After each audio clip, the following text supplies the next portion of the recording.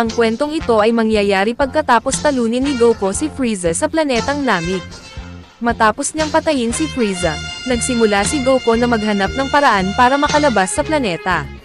Nakita niya ang isang space pod at napagtanto niyang, ito na lamang ang kanyang pag-asa bago sumabog ang planeta. Hindi alam ni Goku kung ano ang kanyang pinindot, at mabilis din niyang pinindot ang enter at pumasok siya sa space pod. Nagsimula itong lumayo mula sa planet Namek, at sumabog na ang buong planeta dahil sa isang malakas na shockwave. Dahil sa shockwave, nabuo ang isang maliit na black hole kung saan pumasok ang spaceship ni Goku. Wala siyang kaalam-alam, nagawa niyang lumipat mula sa isang mundo patungo sa isa pang mundo na kilala bilang mundo ng Naruto. Sa loob ng mundo ng Naruto Shippuden, pumasok siya sa isang timeline kung saan kakatapos lang lumaban ni Jiraiya kay Pain, at napatay ni Pain si Jiraiya.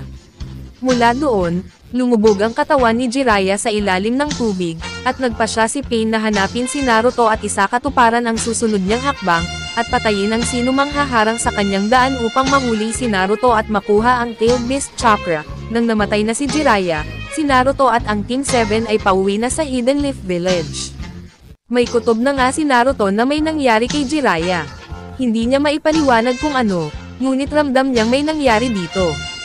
Habang sila'y tumatakbo pabalik sa Hidden Leaf Village, nakita nila ang isang space pod na bumagsak malapit sa kanila.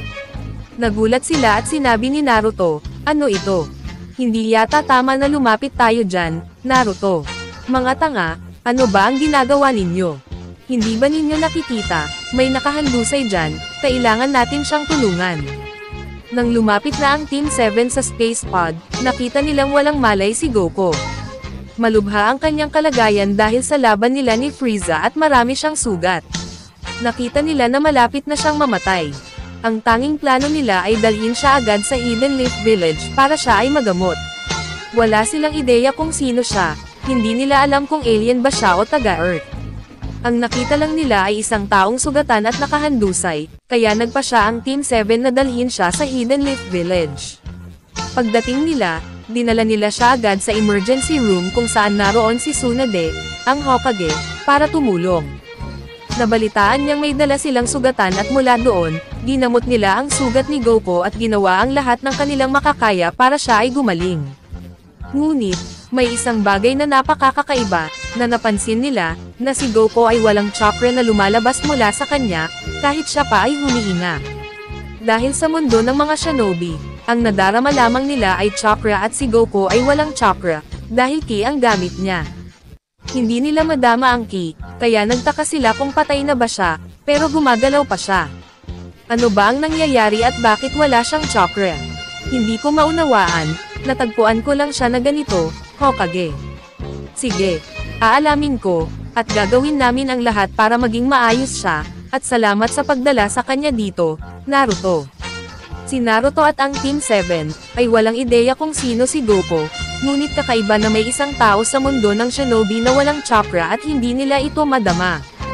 Hindi ito pwedeng mangyari. Mula doon, tiningnan ni Naruto ang kanyang chakra at sinabi, paanong nangyari na wala siya nito? Teka lang, di ba dumating siya sakay ng spaceship? Nandito pa ba ang spaceship niya? Baka pwede nating imbestigahan para malaman kung ano ba talaga siya. Ang mga sinasabi mo ay walang kwenta, walang punto na gawin iyon. Hayaan na muna natin si Lady Hokage na pagalingin siya at saka natin malalaman kung sino siya. Habang binibigyan nila ng gamot si Goku, inabot ng 1 linggo para magamot nila ang sugat ng isang Saiyan. Ito ang unang pagkakataon na nakatagpo sila ng ganon, bukod sa kanilang sarili at wala silang ideya kung paano gamutin si Goku, ngunit sa tulong ng teknolohiya, nagawa nilang pagalingin siya sa loob ng 1 pang linggo. Ngunit sa panahon ng kanilang panggagamot, nakatanggap sila ng masamang balita na si Jiraiya ay namatay sa laban niya kay Pain. Nang marinig ito, labis na nalungkot si Tsunade at si Naruto, pati na rin ang marami pang iba na nagmamahal kay Jiraiya. Dahil para kay Naruto, si Jiraiya ay parang ama na sa kanya. Habang abala ang buong Hidden Leaf Village sa pagluluksa sa pagkamatay ni Jiraiya, dahil doon hindi nila lubusang nagamot ang sugat ni Goku. Sa wakas, nagising na si Goku mula sa kanyang kama at nagtaka at sinabi, nasaan ako? Ano ang lugar na ito? Naaalala ko, nakipaglaban ako kay Frieza, At paano ako napunta dito? Akala ko ay nasa bahay na ako. Nasa planet Earth ba ako? Mula doon, sinubukan ni Goku na gamitin ang kanyang pandama, ngunit wala siyang madama, walang presensya ni Vegeta, ni Bulma, at maging ni Chi-Chi, dahil doon nagpanik si Goku at nagtaka. Ano ba ang nangyayari? Bakit hindi ko madama ang presensya ng kahit sino? Sa halip, may nadadama akong mahinang kapangyarihan na ibang-iba sa Ki. Ano kaya ito? Nang makita ng mga Nars na bumangon na si Goku, agad silang tumawag kay Lady Tsunade at gusto rin ni Naruto na sumama dahil siya ang nakakita kay Goku. Dumating si Tsunade at tinanong siya, sino ka at bakit wala kang chakra? Hindi ka namin madama, at wala talagang chakra na lumalabas sa iyo. Chakra? Ano yun? Teka, hindi mo ba talaga alam kung ano ang chakra? Nasaan ba ako at sino kayo? Nandito ka sa Hidden Leaf Village. Ano ba ang planetang ito? Ito ba ay ang planetang Earth? Ito ang planet Earth. Ano ang mga pinagsasabi mo? Pero galing ako sa Earth, at hindi ito ganito. Naguluhan si Goku, wala siyang ideya kung ano ang nangyayari. Mula doon, tumingin si Naruto sa kanya at sinabi, galing ka sa isang spaceship, di ba? Oo, nakipaglaban ako sa isang masamang kalbo na nagngangalang Frieza, sa planet Namek. At paano ako napunta dito? Napakakakaiba mo, sinasabi mo ba, na hindi ka galing sa planetang ito, pero galing ka sa planetang kagaya nito? Oo, isa akong Saiyan na lumaki sa planet Earth, pero hindi ito ang Earth na alam ko. Hindi ko madama ang kapangyarihan ng aking mga kaibigan, at hindi ko alam kung anong uri ng kapangyarihan ang mayroon kayo. Chakra ang tawag dito. Chakra pala. Sa puntong iyon, sinimulan nilang imbestigahan kung bakit iba si Goku sa lahat. Nakita ni Sakura na gumagana pa ang space pod ni Goku, at mayroon din itong maliit na kamera. Mula doon, nagpasya silang panoorin ang tape. Nakita nila sa kamera na paalis si Goku sa planet Namek, ngunit isang malakas na pagsabog ang nangyari na nagdulot sa kanya na pumasok sa isang black hole. Mula doon, pinagsama-sama nila ang mga piraso ng kwento, at napagtanto nilang galing si Goku sa ibang universe, sa isang parallel na Earth. Teka lang, ibig sabihin, galing ako sa ibang Earth. Parang isa pa palang Earth ito. Oo, sa Earth na ito, lahat kami ay shinobi, at hindi mo kami basta pwedeng tawagin ng kung ano-ano. Pero paano ba ako napunta dito? Sana ay makabalik na ako. Ngunit may masamang balita ako para sa'yo, sira na ang iyong space pod at wala sa amin ang teknolohiyang kailangan para maayos ito. Nakakainis, wala rin si Bulma dito para tulungan ako. Ibig sabihin, dito na ako habang buhay. Mukhang ganun na nga. Oy, kamusta, Kakashi Sensei? Hi Naruto. Kakashi, nakikita ko ang inyong, ano nga ba yon, chakra pala. Mukhang mas malakas ang iyong chakra kesa sa karamihan dito. Nakikita kong hindi ka nga talaga galing sa planetang ito, pwede mo bang ipaliwanag kung ano ang nangyari sa'yo? Tulad ng sinabi ko, nakipaglaban ako sa isang masamang kalbo na nagngangalang Frieza, at mula noon, tumakas ako sa planetang sumabog, at napunta ako dito. Siguro ang shockwave mula sa planetang Namek ang dahilan kung bakit ako napunta sa inyong mundo. Nakakatuwa, pero walang punto na tanungin ka pa dahil hindi ka naman pala mapanganib. Gusto mo bang libutin ang aming nayon? Naruto, gusto mo bang ipakita sa kanya ang paligid? Oo naman, Kakashi Sensei, gusto ko yon. Ako nga pala si Naruto Uzumaki. Naruto Uzumaki pala ang pangalan mo. Ako naman si Goku. Goku.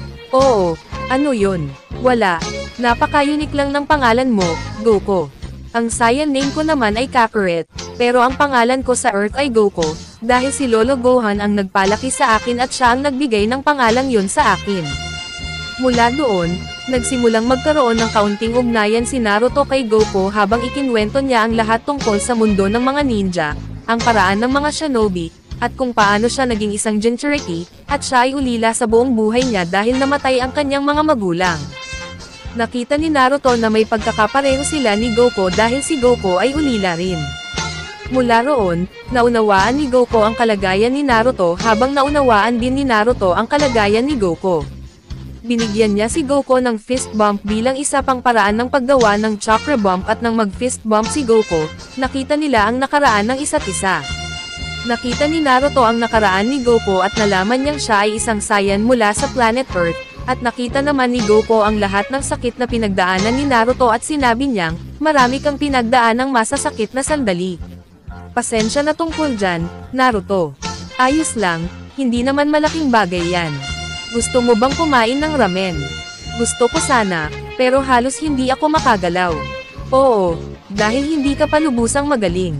Naruto, pwedeng iwanan mo muna siya. Kailangan pa niya ng ilang araw. Inumin mo ito at magagawa mo ng bumangon. Mukhang maganda yan. Sige Naruto, salamat sa pakikipag-usap sa akin. Magkita tayo ulit. Habang nagpapahinga si Goku, natutunan ni Naruto na kailangan niyang gawin ang lahat para makapaghiganti para kay Jiraiya. Hindi niya sinabi kay Goku iyon dahil hindi niya alam kung gaano kalakas si Goku, dahil iniisip ng lahat na mahina si Goku, na siya ay parang isang mahinang nilalang na napadpad sa planetang ito, at hindi nila pinapaniwalaan ang kwento niya na nakipaglaban siya kay Frieza. Mula doon, tinawag si Naruto dahil kailangan niyang umalis para matutunan ang Sage Jutsu dahil paparating na si Pain at wala silang ideya kung gaano ito kalakas. Ang alam lang nila ay sapat na ang lakas ni Pain para patayin si Jiraiya, habang ginagamit niya ang kanyang Sage Mode. Dahil doon panahon na para mag-ensayo si Naruto. Habang nagtungo si Naruto sa Mayaboko para mag-ensayo, patuloy na nagpagaling si Goku at mula doon, sinubukan ng lahat na ihanda ang kanilang sarili habang hinihintay ang pagbabalik ni Naruto. Ngunit habang nagpapahinga si Goku, dumating na ang lahat ng Pain sa Hidden Leaf Village, at mula doon, sinimulan nilang patayin ang lahat ng shinobi na naroon.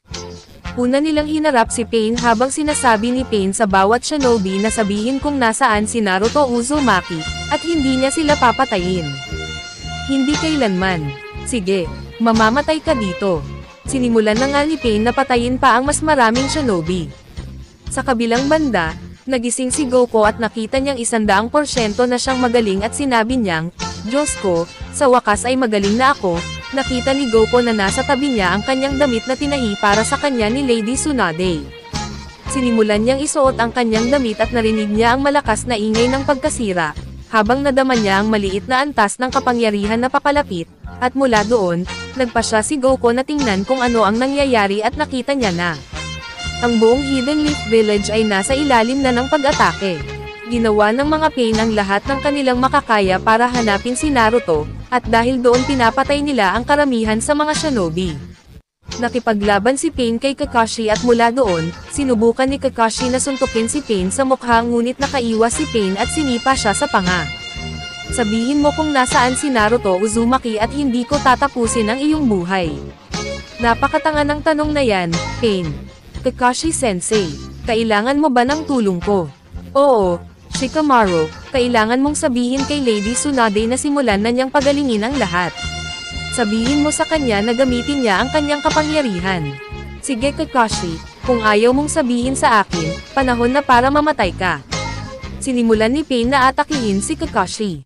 Ginamit ni Kakashi ang kanyang Mangekyo Sharingan, habang sinusubukan niyang labanan si Pain, ngunit nalugi siya nang dumating ang iba pang Pain para atakihin siya at bago nila siya mapatay gamit ang bakal, dumating si Goku sa tamang oras at sinabi niya, muntik ka na Kakashi.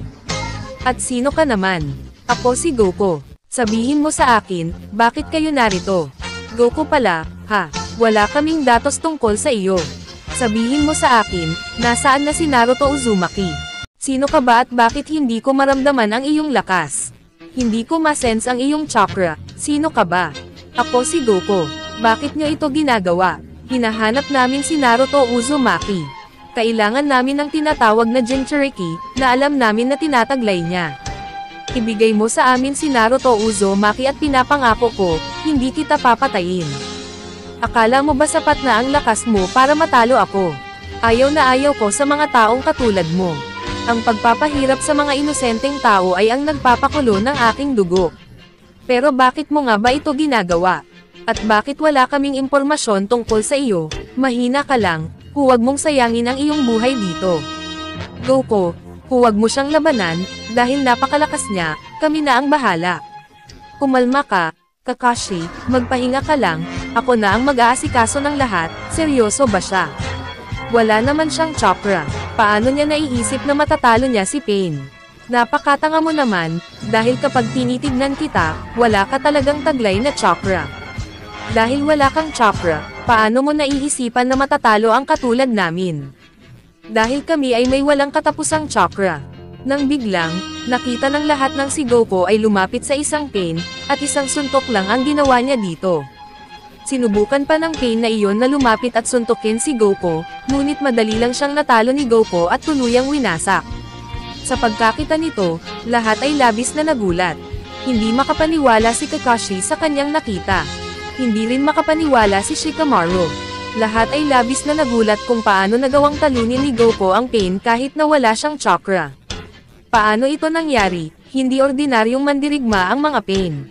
Labis na nagulat si Yahiko at sinabing paano mo nagawa iyon. Hindi ko madama ang iyong lakas, at napakabilis mo. Ngayon, sasabihin ko ito sa iyo ng isa pang beses. Umalis ka sa nayong ito at huwag nang bumalik at huwag munang habulin si Naruto Uzumaki. Kung hindi mo ako susundin, pagsisisihan mo ito.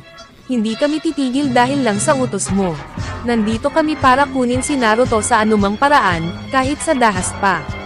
Nang biglang ang pangalawang pain ay sumugod patungo kay Goku. Lumapit si Goku at binali niya ang braso nito hanggang sa ito'y mabali ng tuluyan, at mula doon ay sinuntok niya ito pataas at lumipad ito sa ere, at mabilis na binalibag ito ni Goku sa lupa. Nakita ng lahat na lumilipad si Goku at sila ay labis na natakot at nagulat, at sinabi nila, "Anong klaseng tao ba ito? Kaya niyang lumipad? Tama ba ang nakikita ko? Paano siya nakakalipad? Gumagamit ba siya ng flying jutsu? Pero wala siyang chakra. Hindi ka panipaniwala ang taong ito. Ano ba talaga siya? Goku, ano ka ba talaga?" Sa pagkakataong iyon, bumaba si Goku at isang suntok lang ang ginawa niya sa isa pang pain at namatay na ito. 4 na lang ang natitirang pain. Habang si Yahiko ay walang ideya kung ano ang ginawa ni Goku at sinabi, "Ano ba talaga ang pagkatao mo? Ako si Goku. Isa akong Saiyan na pinalaki sa planetang Earth. Isang Saiyan. Ano iyon? Hindi ako isang shinobi katulad nyo at maniwala ka, hindi mo gugustuhin na labanan ako. Bibigyan kita ng isang huling pagkakataon, pain. Umalis ka at huwag nang bumalik." Hindi kami aalis. Agad na sumugod si Pain at ginamit niya ang kanyang almighty push na nagpatilapon kay Goku sa itaas. Bumagsak si Goku sa lupa ngunit nang siya'y tumayo, nakita niya ang lahat ng 4 na Pain na nakapaligid sa kanya at nagsimula na ang kanilang labanan. Nakita ni Goku na si Yahiko ang pangunahing kalaban kaya't ibinalim niya ang kanyang atensyon sa kanya, at agad na sumugod siya patungo kay Yahiko. At ganun din ang ginawa ni Yahiko at nagbanggaan ang kanilang lakas sa isa't isa habang sila'y naglalaban ng paulit-ulit. Sa bawat suntok na dumadapo, ang buong nayon ay nayanig ngunit hindi maunawaan ng lahat ang kanilang nakikita. Sa unang pagkakataon ay nasaksihan nila ang isang hindi shinobi na tinalo ang isa sa pinakamalakas na shinobi na nabuhay. Alam ng lahat kung gaano kalakas at nakakatakot si Pain, at ngayon siya ay nahihirapan makipaglaban kay Goku. Sino ba talaga si Goku? Wala nga silang ideya kung gaano kalakas ang isang Saiyan. Si Goku, sa kabilang banda, ay nakikipaglaban mag-isa laban sa Pain at pinabagsak niya ito patungo sa lupa. Ngunit bago pa man makagawa ng susunod na hakbang si Goku, nakita ito ng isa pang Pain at sinipa siya sa mukha. Sinubukan muli ni Goku na tamaan ito, ngunit nabasa niya ang lahat ng galaw ni Goku at madali niyang nakontra ito. At mula noon, ginamit niya ang kanyang almighty pull na sinusubukang saksakin si Goku, ngunit ginamit ni Goku ang kanyang kamay para basagin ang kutsilyo na parang wala lang. Nagulat siya habang si Goku ay gumawa ng backflip at sinabing paano niya nababasa lahat ng aking galaw. Sandali lang, napagtanto ni Goku na lahat ng Pain ay nanunood ng kanyang laban, habang ang pangunahing kalaban ay ang lumalaban, at sinabi niya kaya pala silang lahat ay nagmamasid lamang dahil nakikita nila ang aking mga galaw at iisa sila, kaya pala ito ay laban ng 4 laban sa isa, dahil kahit anong galaw ang gawin ko, hindi niya makikita pero makikita ng iba. Sige, mukhang kailangan ko pang talunin ang natitirang Pain. Bago pa man makagawa ng susunod na hakbang si Goku, nakita ng lahat na may bumagsak na itim na alikabok sa tabi nila at ito ay walang iba kundi si Naruto. Si Naruto ay nasa form na ng kanyang Sage Mode. Sa wakas ay naabot niya ito at na-activate ang kanyang Sage Mode, ngunit sa parehong oras ay nagulat siya na nakita niyang tinalo na ang karamihan sa mga Pain, kaya sinabi niya, anong nangyari? Paano nangyari ito? Sino ang tumalo sa ibang mga Pain? Ikaw ba Goku? Hey Naruto, kumusta? Wow, grabe ang lakas mo. Mukhang handa ka na. Teka lang, ikaw ba ang tumalo sa mga Pain, Goku? Oo, madali lang silang talunin pero kailangan ko ang tulong mo Naruto. Ngayon na nandito ka na, tututukan ko itong pangunahing kalaban dito. Ikaw na ang bahala sa iba. Paano mo nasasabi na parang wala lang? Tinalo mo ang mga Pain at kumikilos ka na parang wala lang. Pag-uusapan natin iyan mamaya Naruto, tara na. Sige. Habang si Naruto ay sumugod patungo sa isa sa mga Pain, sinubukan nilang pabagsakin ito at ginamit ni Goku ang kanyang sarili bilang distraction para hindi nila makita ang susunod nilang galaw. At mula noon, nagawa ni Naruto na talunin ang isa pang Pain sa isang suntok lamang, at siya ay nag-power up ng Rasengan at ginamit ito patungo sa isa pang Pain, winasak niya ito ng tuluyan. Namangha si Goku sa pag-atake ni Naruto habang nakita niya na gumagamit si Naruto ng isang bagay na katulad ng Kamihami Wave, ngunit sa halip na mag-power up tulad ng ginagawa niya para sa Kamihami Wave, pinapalakas niya ito gamit ang chakra sa paligid niya. Dahil dito, tumingin si Goku patungo kay Pain at sinabi niya, sige, paano kung ipagpatuloy na natin ang ating laban? Handa ka na ba? Ang yabang mo. Almighty Push. Napadala si Goku na umangat ngunit, sa pagkakataong ito ay nailagan ito ni Goku, habang siya ay mabilis na lumipad sa kabila at mula doon ay sumugod si Goku patungo kay Pain at tinamaan niya ito sa mukha na nagpadala rito na tumalsik. Sinubukan muli ni Pain na tamaan si Goku ngunit sa bawat pag-atake niya kay Goku, madali itong nakukontra ni Goku dahil wala itong laban kay Goku. Labis na nagalit at desperado na si Pain, napaisip na bakit wala sa kanyang mga atake ang gumagana kay Goku. Si Naruto naman ay katatapos lang talunin ang dalawang Pain habang si Goku ay tinalo ang tatlong Pain ng walang kahirap-hirap, at tinatalo naman niya ang ikaapat na pinakamalakas sa kanilang lahat. Labis na nagalit si Yahiko Pain nang makita niyang mas malakas si Goku kaysa sa kanya, at sinabi, ano ba talaga ang pagkatao mo? Paano ka naging ganyan kalakas? Wala kang chakra, kumpara sa amin ngunit kaya mo pa rin maging ganito kalakas. Wala kang kwenta. Sinabi ko na sa iyo dati, ako ay isang Saiyan mula sa planetang Earth, at ngayon gagawin ko ang lahat ng aking makakaya upang protektahan ang nayong ito. Ayaw ko sa kasamaan na umaatake sa mga inosenteng tao. Ganun ba? Sige, papatayin na talaga kita. Ngayon tatapusin na kita. Si Pain ay nagbuhos ng lahat ng kanyang chakra upang palakasin ang isa sa kanyang pinakamamatay na teknik na kilala bilang Planetary Devastation. Ang jutsu na ito ay napakalakas na kayang ikulong ang sinuman at halos mabaliw ito sa ere ng kawalan. Mula doon ay pinakawalan niya ang Planetary Devastation at nagsimula itong sumipsap ng kahit anong bagay na dumadaan sa daan nito, at kung magpapatuloy ito ay maaaring masira ang buong nayon. Nagsimulang magpanik si Naruto dahil hindi niya alam ang gagawin, at sinabi niya, oh my gosh! Goku, ano na ang gagawin mo? Relax Naruto, walang bagay na hindi ko kayang hawakan. Anong ibig mong sabihin? Pinanood ng lahat ang laban ni Goku ng maingat at mabuti upang makita kung ano ang magiging susunod niyang hakbang, dahil ito ang unang pagkakataon na nakita nilang lumaban siya. Dahil doon, ngumiti si Goku at sinabi niya, sige, gusto mo bang gamitin iyan para ikulong ako? Paano kung ito ang ikulong mo? Ang aking Kaioken. Ginamit na ni Goku ang kanyang Kaioken at dahil doon ay sumugod siya patungo sa Planetary Devastation, at sinuntok ito na nagdulot ng pagkasira ng jutsu. Napatulala si Pain dahil hindi siya makapaniwala na nagawa iyon ni Goku, dahil doon napansin ni Naruto at Goku na wala ng lakas si Pain dahil sa tuwing gumagamit siya ng malakas na jutsu, hindi siya makakagamit ng susunod na jutsu sa loob ng susunod na 2 minuto. Sumugod si Goku patungo kay Pain at sinimulan niyang bugbugin ito, at sinuntok niya ito sa mukha at mula doon, nag-ipon si Goku ng lakas para sa isang Kamihami Wave. Nagulat si Naruto na makita iyon dahil medyo naalala niya ang kanyang Rasengan, ngunit mula doon, pinakawalan ni Goku ito kay Pain, na nagdulot ng kanyang ganap na pagkawasak. Nagawa ni Goku na tapusin si Pain ng walang kahirap-hirap habang hindi makapaniwala ang lahat sa kanilang nakita, ngunit sa parehong oras, napansin ni Naruto na may isa pang Pain na nagtatago sa kagubatan, na walang iba kundi si Nagato, ang nagkokontrol sa lahat ng mga pain. Nagtungo sina Goku at Naruto doon at pagdating nila, nakita nila si Nagato kasama si Conan. Mula doon, tumingin si Nagato sa kanya at sinabi, "Sabihin mo sa akin, ano ka ba talaga, Goku? Bakit sobra mong lakas? Nagawa mong sirain lahat ng aking mga pain na parang wala lang." Sinabi ko na dati, ako ay isang saya na pinalaki sa planetang Earth. Hindi ito ang aking tahanan, ako ay mula sa ibang universe, ngunit narito ako upang protektahan ito hanggang nandito ako. Ngayon, alam nyo na wala kayong pag-asang manalo sa akin kahit pa dito. Sandali lang Goku, may gusto akong makita. Habang nagtitigan sina Nagato at Naruto, at mula doon, nag-usap sila. At tulad ng sa official canon, nagawa ni Naruto na kumbinsihin si Nagato na makita ang liwanag dahil napagtanto niyang mali siya. At mula noon, nakita niya kung gaano kalakas si Goku at kung gaano kadalisay ang puso nito.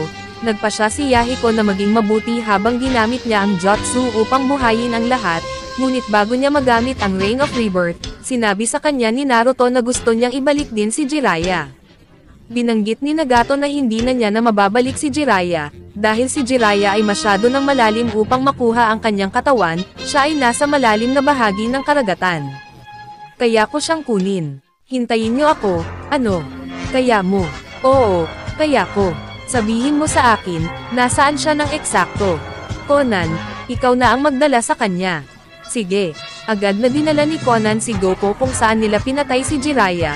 Dahil si Goku ay isang Saiyan, kaya niyang huminga ng mas matagal kaysa sa mga tao at mula doon, sumisid si Goku at nakuha niya ang katawan ni Jiraiya. Mula doon, dinala ni Goku si Conan at lumipad sila pabalik kung saan sila nanggaling, dahil si Goku lang ang may kakayahang lumipad. Nakakakilabot pa rin para sa lahat na makita na kaya niyang lumipad.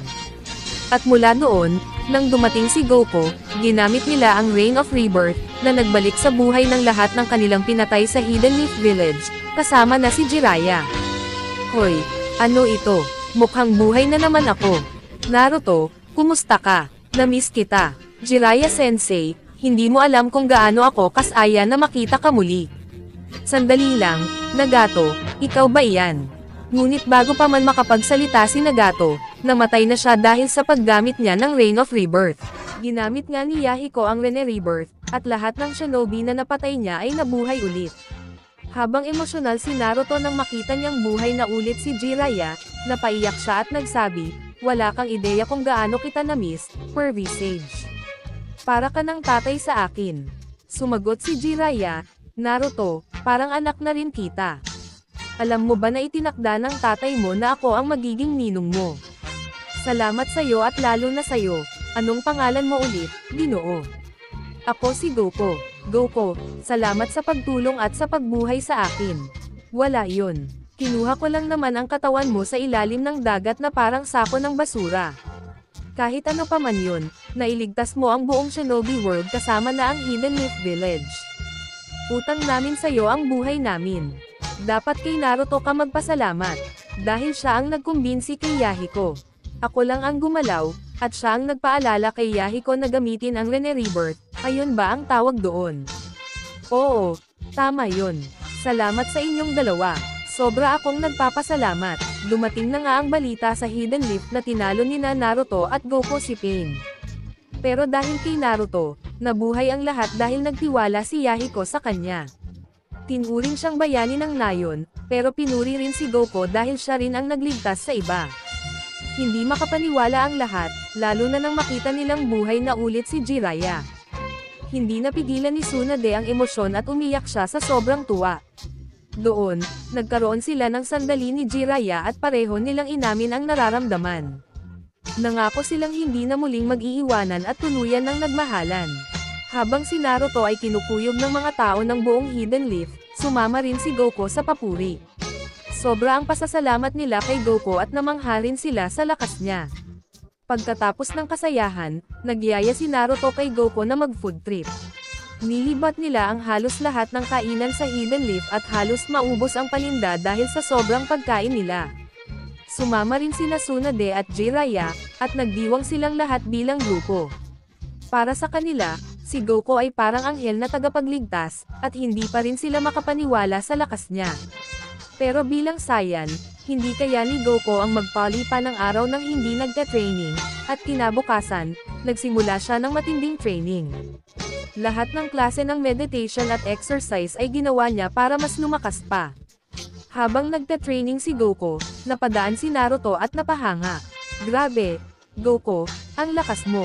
Pwede mo ba akong e-train? Tanong ni Naruto. Sige, subukan natin. Buong araw na nga akong nagme-meditate at natututo na akong maramdaman ang energy ng mga tao dito. Nararamdaman mo na rin ang chakra.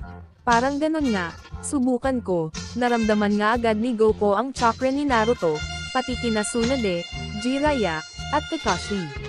Nagulat silang lahat na nagawa niya yon, at sobrang impressed si Naruto, at doon naman tinanong ni Naruto ang tungkol sa Kaioken. Ayun ba? Yung ginamit ko sa laban, pero sa totoo, marami pa akong tinago na lakas. Kung gusto ko, matatapos agad ang laban. Pero hinintay kita, Naruto. Ano, nilalaro mo lang siya. Medyo, ganun ang ugali ko. Gusto kong makita kung gaano kalakas ang kalaban. At isa pa, hindi ko responsibilidad iligtas ang village mo. Sa'yo yun, Naruto. Ikaw ang dapat gumawa nun. Ipinaliwanag ni Goku na natutunan niya ang Kaioken mula kay King Kai. Nakiusap si Naruto na turuan siya, at pumayag naman si Goku kahit hindi pa niya na-try magturo nun, at linggo-linggo silang training hanggang sa unti-unting nakaya ni Naruto ang Kaioken. Kaioken, sigaw ni Naruto, pero agad siyang nahimatay. Alam ko na, hindi kaya ng katawan ng may chakra ang pressure ng Kaioken.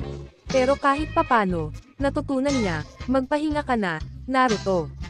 Nang magising si Naruto, hindi makapaniwala na nagawa niya pero nangako siyang hindi na muling gagamit dahil masyadong delikado. Para sa kanya, habang madalas silang magkasama, napansin ni Goku na palaging nababanggit ni Naruto si Sakura at ang pangako niya. Kaya tinanong niya, ano ba talaga yung promise na sinasabi mo kay Sakura? At halata na gusto mo siya. Obvious ba? Oo, mahal ko siya, pero hindi ko deserve ang pagmamahal niya. Hindi ko pa natutupad ang pangako ko. Ikinwento ni Naruto ang lahat tungkol kay Sasuke, ang sakit na dinulot niya, at ang pangakong ibabalik niya ito sa village anuman ang mangyari. Naantig si Goku sa dedikasyon ni Naruto, kaya nangako siya, huwag kang mag-alala, Naruto. Tutulungan kitang ibalik si Sasuke. Talaga, Goku, syempre. Pero tara, mag-ramen muna tayo. Matapos kumain, bumalik si Goku sa training. Samantala, hinarap si Naruto ng mga tauhan ng Raikage dahil kay Sasuke na kumuha kay Killer Bee. Pinagtanggol ni Naruto si Sasuke at nagtiis ng bagbog, at ayaw niyang makialam pa ang iba, at nang gumaling siya, narinig niyang magkakaroon ng 5-cage summit, at layunin nito, patayin si Sasuke Uchiha, ituring siyang rogue ninja, at tapusin na siya. Nang bumalik si Goku mula training, sinalubong siya ni Tsunade, Jiraiya, at Kakashi.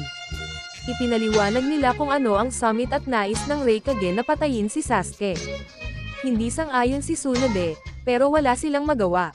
Nang marinig ito, nagpasya si Naruto na makiusap mismo sa Raikage para ipagtanggol si Sasuke at maiwasan ang gyera sa pagitan ng Hidden Leaf at Hidden Cloud. Nang marinig ni Goku ang lahat, sinabi niya kay Tsunade, hayaan mo ako. Nangako ako kay Naruto na ibabalik ko si Sasuke ng buhay. Goku, kaya mo ba talaga yun?